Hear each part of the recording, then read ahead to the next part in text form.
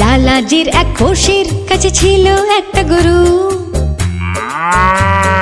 দিত সে সবাইকে দুধ বানাতে বেছে কাঁচা। দুধের বদলে পড়শিকে সবাই দিত অনেক অনেক টাকার পয়সা।